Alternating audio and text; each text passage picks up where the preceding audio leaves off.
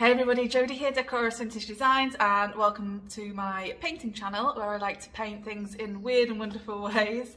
In today's furniture painting tutorial, I have this beauty here and I am imagining a lot of colours, a lot of layers and just a lot of fun things for this piece. So make sure you stay tuned for that. Alright, so I am inside painting today. It's kind of a little bit darker than what it has been in my latest videos, but I just want to say that I am moving workshops soon and I'm going to have some natural light very soon in my videos. But until then, you've just got this kind of like moody tutorial thing going on. Alright, so to start with, I've already given this a really good clean. I'm going to leave the pulls on for this. You don't have to if it's not your thing. I just like the pulls to look part of the piece most of the time. So I'm going to put some base layers on, and this is going to be a colourful piece, so this might surprise you, but remember this is just going to be setting up the rest. I am going to start with chocolate, which is a nice warm brown, and then putty, which is this kind of beigey colour, warm beigey, grey colour. I'm going to be putting the lighter putty sort of highlighting in the middle, and then I'm going to be putting the chocolate sort of more around the edges. So the putty is probably going to go here, and then the chocolate around the edges. It doesn't really matter what brush you use for this because we're going to be layering, so you can just grab any old brush.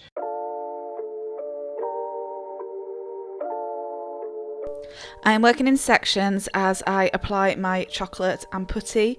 Doesn't really matter which one you apply first. For the top part here, I am applying the chocolate around the edges, and I'm just kind of mapping it out where I want the darker colours to be. I'm not using any water because I want a nice texture. I want it nice and thick in some places and thinner in others, as I do with most of my furniture makeovers. The reason why I like to work in sections is because then I just find it blends a lot easier. That's because the paint will start to dry and it's just easier to work with and blend if your paint is wet. So I've already done the drawer, and now I have moved down to the panel on the door, and I've actually decided to go in with the putty first. I think that's because it's a larger area. So I'm applying the putty all over this decal here. And I'm really making sure that I'm getting into all of the nooks and crannies and all of the details of the piece. Again, you can see that I am not being absolutely perfect. And then once I have done that, I will go in with the chocolate and start to blend that chocolate into the putty. All of the products I am using today are listed down below, so don't worry if you get a little lost. I am using Dixie Belle paints. You can find a local retailer worldwide or order through their website worldwide too.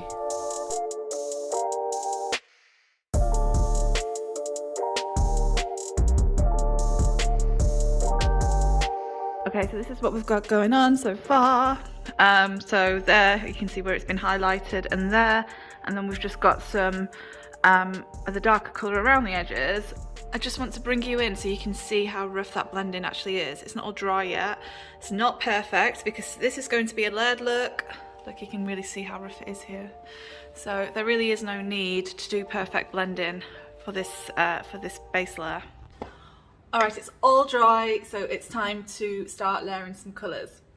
So to start with, I have Daisy, and you might be looking thinking, what? How is this going to work? But trust me, I have a plan. I'm going to start with Daisy, and I have a French tip brush by Dixie Belle. And then I am going to move on to Amethyst and Lucky Lavender. And for this, I have some chip brushes. I want that kind of scratchy texture.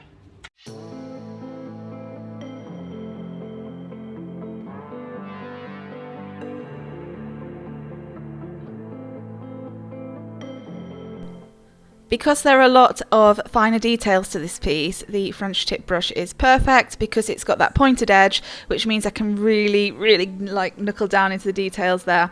It's also natural bristled, which means I will get some texture. So I am just layering colours here, and I am basically putting my Daisy around the outer edges of this piece. You might be thinking, well, that looks crazy, or how does that work with the colour that you've already got on there? But trust me, this is a layering process, and what you have to think of is that the end result is not going to be massive blocks of yellow. It's just going to be tiny, teeny little peaks of yellow when I put the purple on top.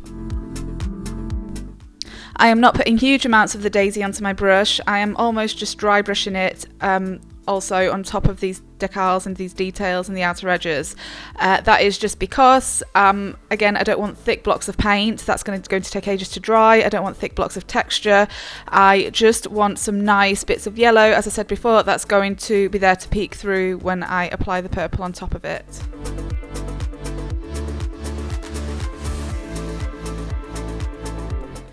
Now that the daisy is dried, I am going in with my Amethyst, which is this really deep, gorgeous purple. I'm using a chip brush because they will give me this scratchy texture with them being natural bristled, and they're very inexpensive brushes, which is what I like. So as I am painting, I'm going in different directions. Mainly, I'm going up, down, left, right, and that's just to really capture that grainy texture that I want here. So it's not about putting on tons of paint like I normally do. Actually, it's better to build this up gradually. It's more about being patient, taking your time, because then once I've put a little bit of Amethyst on with another brush, I am putting on Lucky Lavender, which is a really light lilac-y colour. And I'm also brushing some of that on top of the lavender as well, and I'm just going back and forth between the two, just to start to build up those colours. So yeah, just take your time with this, and again, I am making sure that I'm getting into all of those nooks and crannies. That being said, I don't want to cover everything, so some of the chocolate, some of the putty, and some of the daisy are still going to peek through underneath. But if you find that you've gone in there a little bit too heavy-handed, don't worry, you can always just get a little bit of sandpaper and distress it afterwards and still bring some of that, some of those underlayer colours through. While there is no massive plan here as to where I'm applying the Amethyst and the Lucky Lavender, I am applying more Lucky Lavender in the middle. The reason being is because when a piece of furniture is out in the sun, it tends to bleach more in the middle and get darker around the edges, and that's kind of my only thought process here. And also, when you highlight something, if you think about even doing your eye makeup and you highlight, the little your eyelid more than the outer edges, it just looks better, and it just makes things pop that little bit more. So I'm going in with Amethyst around the edges, and you can see here now that I am not totally covering all of that daisy up. Some of that daisy is still peeking through, and you can still see some bits of the chocolate as well, and that's just going to give me that layered look that I'm looking for here.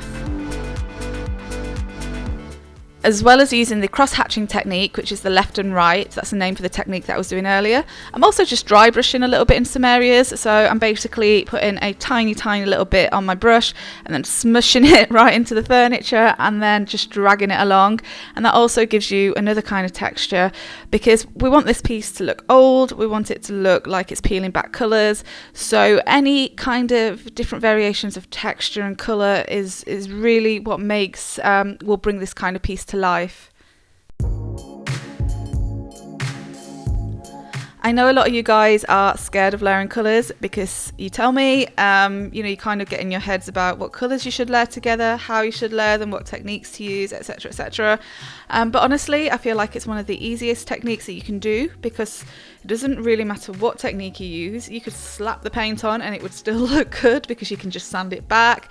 And also, it doesn't matter what colours you use, because you could put the craziest colours together, I don't know, like orange and green, totally contrasting colours, and it would still look good because that would just create drama. I have layered some crazy colours, so honestly, just have fun. Painting's meant to be fun, so don't overthink it. Just think, right, today I want to use these colours, and it could be a really simple colour palette like pinks and reds, or blues and greens. You don't have to do crazy contrasting colours or anything like that, and just practice, because I think you will find that it's just a really fun, easy technique to do. So on the subject of layering crazy contrasting colours, I now have Mermaid Tail, which is a green turquoise, and I am dry brushing a little bit, just the tiniest, smidgiest little bit of this in some of the areas here. So I'm mainly focusing on the decals, and you can see there's barely any on my brush. It is just to highlight some areas. And then with a French tip brush, I am going in with some Aubergine, which is a really, really dark purple. I'm wanting, again, different textures, so I am stippling this, and the reason why I am using a French tip brush is because I want that kind of round brush strokes and texture that this brush is going to create. And I am mainly focusing the Aubergine at the bottom of the piece, so it's going to be really thick at the bottom, and then kind of get lighter as I bring it up. And then I have mixed some Gilding Wax in white with just a tiny little bit of brown for age, and this is just going to tone down some of the colour. So again, mainly focusing this white bright colour wax in the middle to highlight and to soften, and it's just going to make the piece look more sun bleached and aged. And that little brown, tiny little bit of brown wax that I've put in there is just going to give a really soft antique look. I used a chip brush for the white wax, but then when I went in with the black wax, which you will see here, I used the Petite Brush because of the round edge, and that's just to continue on with the aubergine texture. So I am placing the dark wax, a black wax, all around the edges there. And then I'm also blending in some of the white wax into some areas just to soften up that darkness. The great thing about Dixie Belle paint waxes is that you can blend them. They are also water based, so if you feel like you've used a little bit too much, you can just get a damp rag and basically wipe it away. What I like to do is leave my wax to dry overnight. This is just my process, and then any excess that's left in the morning I just wipe off. So then lastly, with a brush, or you can use your finger, I went in with some gold gilding wax and just really brought to life some of these decals for that faded glamour look.